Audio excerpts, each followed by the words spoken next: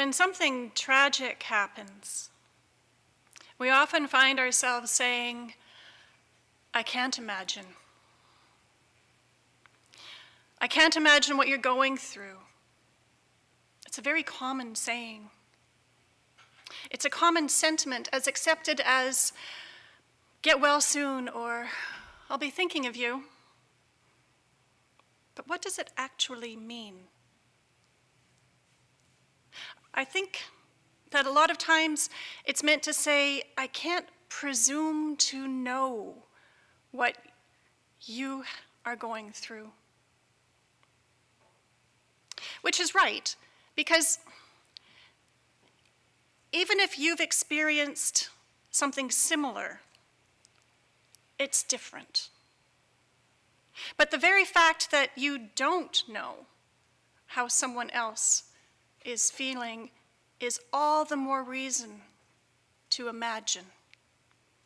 Because right at the root of empathy is imagination. They rise or fall together.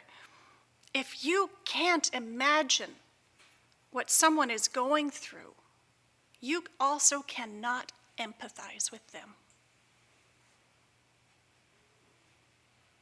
It may be that we do not imagine what it's like to be the victim of a systemic distrust and profiling, or what it's like to worry about putting food on the table for a family, or what it's like to be fighting chronic illness or being unjustly accused of a crime, or living in Yemen, unable to escape a civil war, disease, famine, violence. We can't ever really understand another's experience, but we can try. Just because we can't imagine doesn't mean we don't care. I think there's also an element of, if I can't imagine it, I'm sort of safe from whatever it is. Like, it can't touch me. As if even the imagining of something scary feels very risky. When I think back about when I've used that phrase, I can't imagine, and this is just me, but I think about when I would say that, I can only remember the conversation ending there. Like it has nowhere to go from there. It just shuts down. I can't think of a time when that phrase, I can't imagine, has opened up more connection and more conversation afterwards. The truth is that we can and do imagine challenging scenarios a lot. Maybe too often. What if my mom gets COVID? What if I have to be away from my home for an extended period of time? What if my partner dies? What if the power or the internet is out on a Sunday morning? What if I get a flat tire? What if my child is shot dead in the street coming home from school?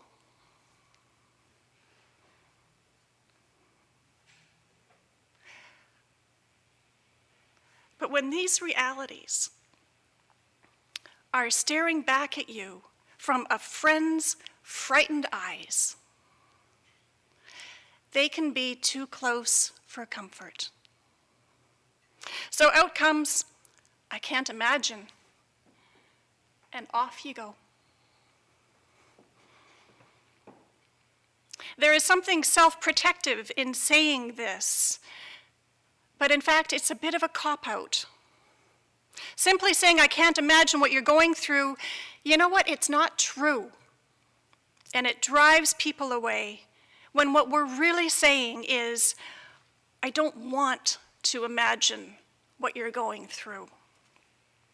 I don't want to imagine either because I don't care enough to try, Or it might take me to a place of despair that I am not prepared for.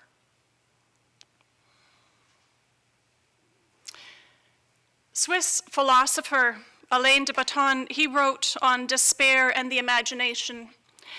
He said, "It may sound strange to locate the problem here, but some of our most despairing moods are caused by failures of the imagination.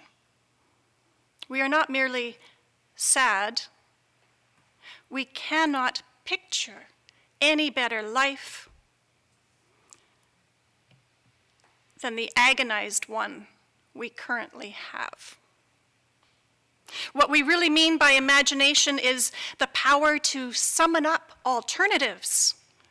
When we are sad, we can't imagine finding another job.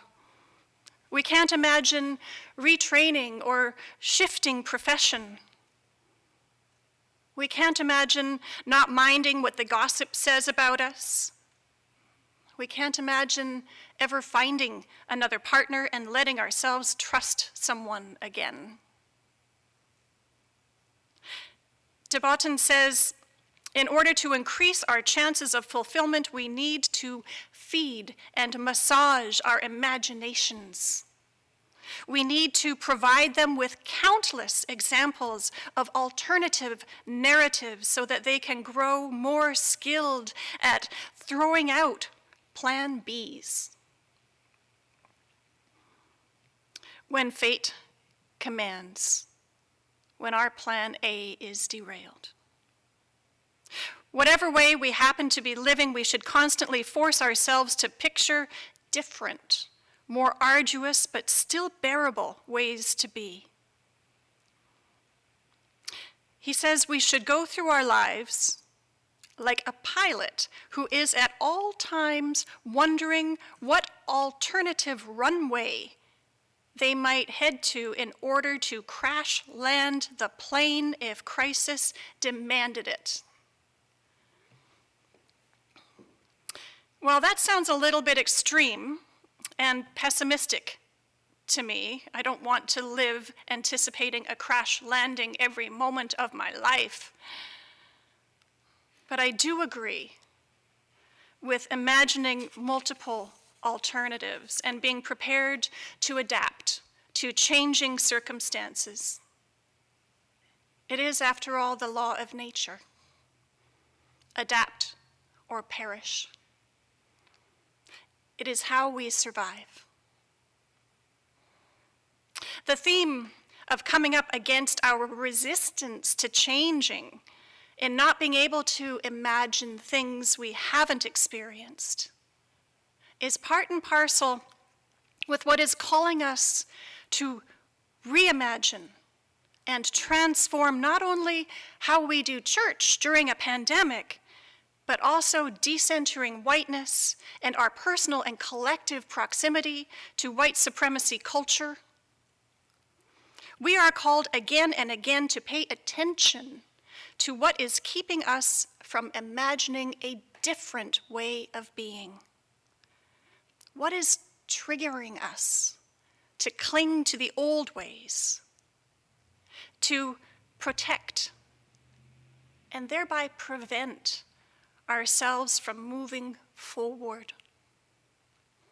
We must be able to imagine the unimaginable, to let ourselves see and feel and experience things that make us uncomfortable, that may cause pain, in order to allow for empathy, to grow in order to survive. Imagination is encouraged in children, but not so much in adults. Resistance to change is much greater in results. We need to practice it. It takes, they say, 300 to 3,000 times of repetition to master something new. So we need to be about that messaging again and again and again to keep in front of us the reimagining, the re-imaging of who we are as a people, as a congregation, and collectively in association with others.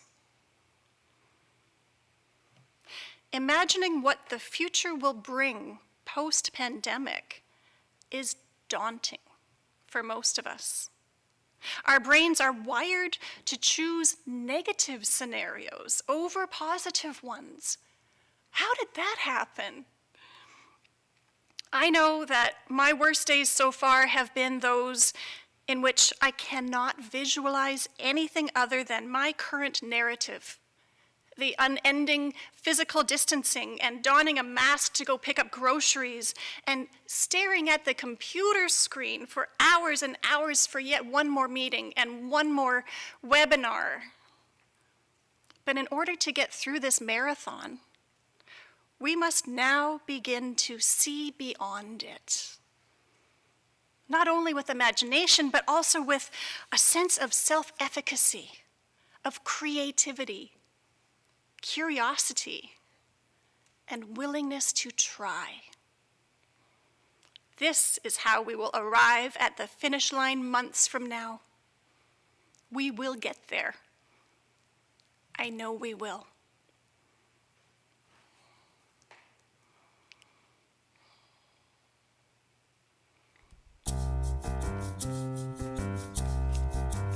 We are going, heaven knows where we are going, but we know within, and we will get there. Heaven knows how we will get there, but we know we will. It will be hard, we know, and the road will be muddy and rough, but we'll get there. Heaven knows how we will get there, but we know we will. Oh yeah, yeah. Oh yeah, yeah. Oh yeah, yeah. Oh yeah, yeah. We are going. Heaven knows where we are going, but we know within, and we will get there. Heaven knows how we will get there, but we know we will. Oh yeah, yeah. Oh yeah, yeah. Oh yeah, yeah. Oh yeah, yeah. Oh yeah, yeah. Oh yeah, yeah. Oh yeah, yeah. Oh yeah, yeah. Oh yeah, yeah. Oh yeah, yeah. Oh yeah, yeah.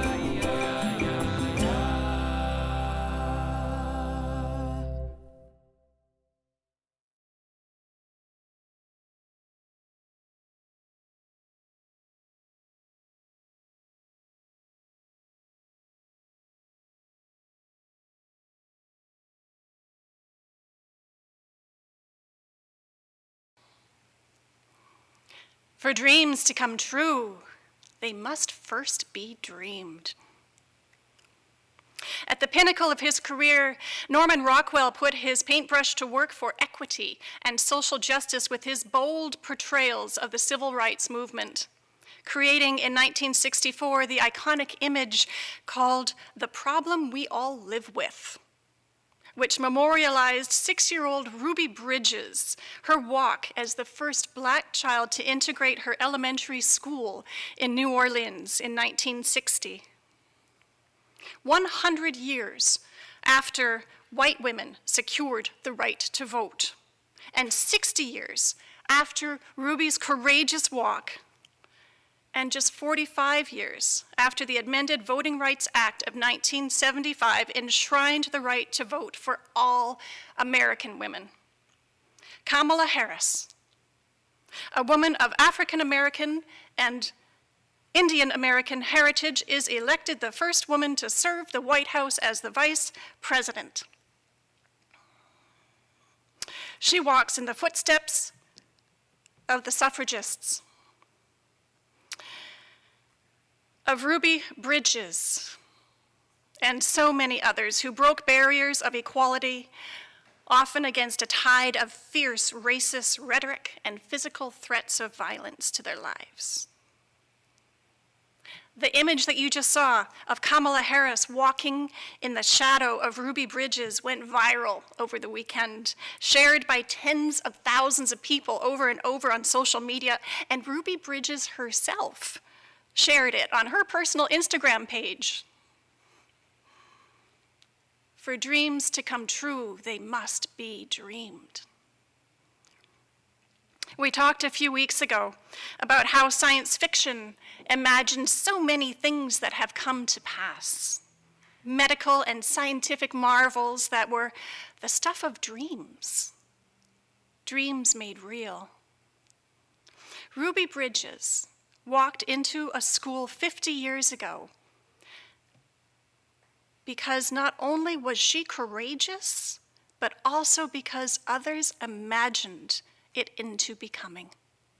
Set it into motion, lobbied and argued and fought for and won the rights for a young black girl to get the same education as the white children. Do you think Ruby Bridges could have imagined that during her own lifetime, she would witness Amanda Gorman owning the stage at the inauguration of the first woman, and the first woman of color to be elected to the office of Vice President of the United States? That would have been a stretch of the imagination, but somebody did. Somebody did imagine it, and certainly made it possible for future generations to imagine it, and it is real. Now, I know from my own experience that women are still not accepted as equal to men, even here and now. There is still a hill to climb, but I can imagine it being so. It is not a science fiction fantasy, equal treatment, equal rights, equal pay for equal work, with equal opportunity. It is all within our reach. And in picturing it, we work towards making it real. Who could have imagined a year ago how the world we live in looks today? With more than 2 million dead, people living in isolation and fear of a virus. Who could have imagined how quickly and completely our world can change? In this pandemic time, it feels like so much of our lives have been put on hold, like someone pressed pause on the video of our story. But we know that when we hit the play button again, things won't be the same as they were before. The scene has changed.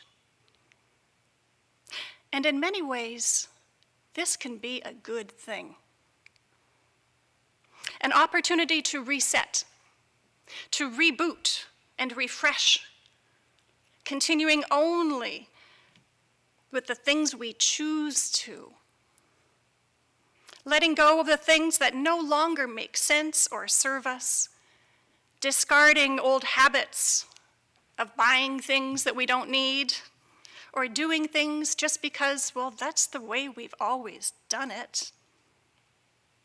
This is an opportunity to reimagine our relationships, our priorities, how we connect with and use our resources. This is a time to imagine what it might be like when we can meet again in person. Imagine what worship might look like. Imagine what it might be like to re-engage with community and what that community might be like when it is in person and online. It's a whole new reality. The Ministerial Transition Team task forces came up recently with proposals for the future of UCV, to optimize staffing and governance structure and membership and volunteer management, and how to engage more young people. The Young Persons Task Force came up with some real concrete vision about what would bring more young adults here to Vancouver Unitarians. And some key points were things like having intentional and inviting space, physical and virtual space, for them to gather, and on weekday evenings, not just on Sundays. To have young people represented in decision-making that is going to impact them. To have music that appeals to different ages, backgrounds, and tastes. And programs for young people supported by dedicated staff or volunteers because they can't do it themselves. They're too busy, but we want them here. They want more focus on spirituality and better outreach and targeted communications for their needs, and openness to the value and experience and diversity that they bring, to recognize them as assets that enrich our community. Their report is comprehensive and filled with an energetic vision that I can imagine, and I know you can too. Imagine what UCV might become, and imagine it becoming the vibrant, diverse, and welcoming place that we all want it to be when we are again together. Imagine it, dream it, and by dreaming it, make it so.